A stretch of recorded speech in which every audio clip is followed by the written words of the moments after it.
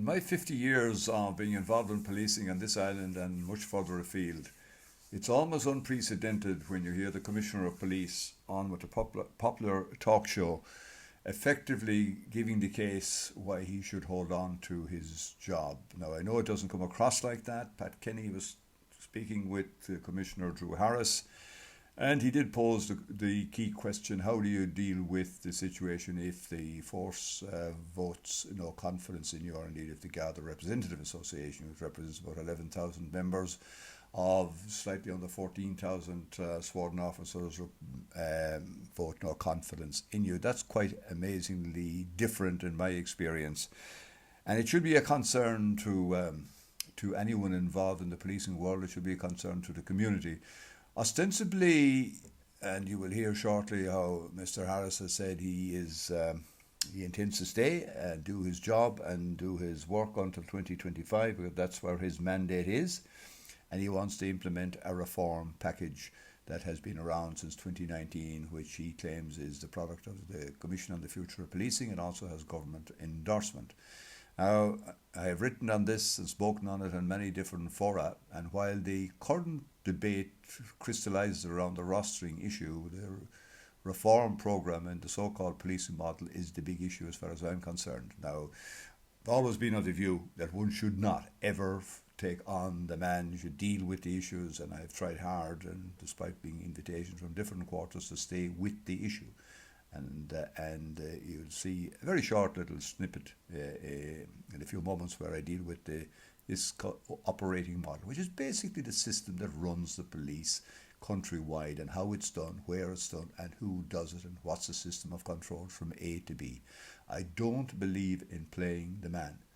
Now, it's for others to decide where they're going with automata and all of that, but I think the substantive issue is the one that relates to the system of delivering policing and security countrywide, root and branch, and I'm particularly speaking about uniform policing service. The assumptions on which the Harris policing model is based were as set out here. There would be more frontline Gardaí. Now, we know that isn't the case. 550 fewer in 2023 than there was in 2019 when the model was introduced. There would be a 600 to 800 magical Garda divisional number. That's the Guards in a division. Now, he reduced the number of divisions but increased their geographical size. So in some ways you could have 600 to 800 in a new division, but the division is now twice bigger than it was previously, and there are many examples around that country, and in previous posts I have covered that. In line with international best practice, I know of no international best practice that recommends or commends this system. Possibly some from Northern Ireland may have a passing resemblance to it. Supposedly based on the Commission on the Future of Policing recommendations, which reported in 2018. Absolutely not the case. There are some very significant differences between what was proposed in the Commission on the Future of Policing and what the model became as it was promulgated. A flatter structure, i.e. less distance between headquarters and the frontline policing, and I guess particularly the uniform visible policing front. This is not the case. The new structure is a very convoluted, geographically inefficient system that absolutely increases the distance between the headquarters part of the Garda Síochána and the front policing line. Roster reform. Well, we know where roster reform is. It is one of the single biggest problems in the current time, and it is the issue around which a lot of the debate has crystallised, which in some respects is unfortunate, but again, in other cases, understandable. That the public would benefit from this new change. Now, the public weren't consulted on the new change. There was no impact assessment of the new proposals. There was no validation of 4 pilot projects which were aborted on the way in.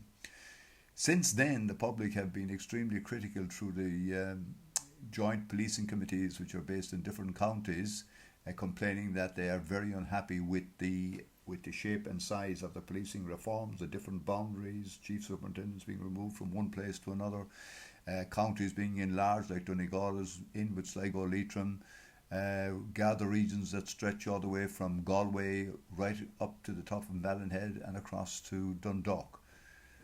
And fundamentally, I know, having been around the country and speaking to both many serving and retired guards in the course of the last 12 months, the centenary of An Garda Síochána, and I know over the quiet cup of tea, from all ranks, there's a universal problem with this policing model. There's a universal problem with other interpersonal issues within the Garda Síochána. It is not a happy place, yet there are fantastic people within it who are absolutely crying out to the idea to be let loose, to do their job and facilitated to do it. But clearly something is wrong, and it can't be assuaged by the sugary words or bland statements of intent. The reality on the ground is very different, and that is concerning. This was the big idea launched by the Commissioner in September of 2019, and at a glance one can see the enormity of the impact on a Garda organisation, every single member of it, civilian and Garda, every single station, and many of the boundaries that define the operating areas of the Garda Síochána. It was allegedly the work of the Commission on the Future of Policing that gave rise to the operating model. This is not so, as I've said before. These proposals, which one can see very clearly here, are hypothetical proposals. They're based on assumptions and presumptions, which are unprecedented, untested, and uncosted. They're based on assumptions and presumptions which are unprecedented, untested, and uncosted. No economic or operational impact study has been undertaken on the initiative, nor has it been undertaken since. For that reason, and for no other reason, I consider the proposals are intrinsically destructive, and they pose an existential threat to the Garda Síochána in terms of its uniform policing service and its relationship with the community. And that's not a judgment that's made lightly. But I can tell you and my colleagues, any knowledgeable, experienced Garda could easily explain the absolute fallacy of the proposals. Indeed, one of the great benefits of experience is to be able to recognise patterns and trends. And these proposals for structural change, as I said already, do not follow any roadmap set out by the Commission on the Future of Policing. There are many divergences between both approaches and both documents. But just consider for a moment. 14,279 sworn Garda officers, 2,332 civilian staff, 427 stations directly affected, 535 stations impacted also.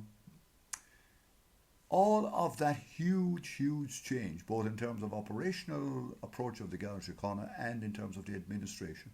How on earth could this be something that didn't require realistic appraisal, discussion, rejigging the model, working around until one could see the obvious difficulties that would arise and the benefits? And if there are benefits, they should have been seen. But none of that exercise has been done, and this is a colossal mistake. Move on to the big item on your agenda, which is that decision by the GRA to hold a no confidence vote in you. What is your reaction to that decision taken by them? It is an item on my agenda, but the first item on the agenda of the organisation is actually protecting the people of Ireland. That's my ultimate responsibility. We are here to keep people safe. We are here to provide a policing and security service, and we're determined to do so. And my colleagues within the Garda Síochána, both Garda staff and sworn Garda members, are determined in terms of our responsibility to protect the public. But this is unprecedented to hold a vote of confidence or not in the Garda Commissioner. I mean, if they vote confidence in you, you carry on, no issue there. If not, what then? I mean, I know you'll be reassured by the Taoiseach saying you will not be removed no matter what the result of the vote is, but still not a comfortable place to be should there be a no vote. Well, there's a couple of things to say about that. In the first place, I have a job to do. I have a very important job to do, and I have a lot of work left to do in my tenure, which stretches out to 2025. So whatever the vote is, I'm not leaving. That was my initial reaction, and indeed, on reflection, that still is my determination to stay on and finish the job that I was employed to do. We are delivering a reform package. We are delivering reforms that were agreed upon by the government following the Commission on the Future of Policing. So that's what we are determined to do.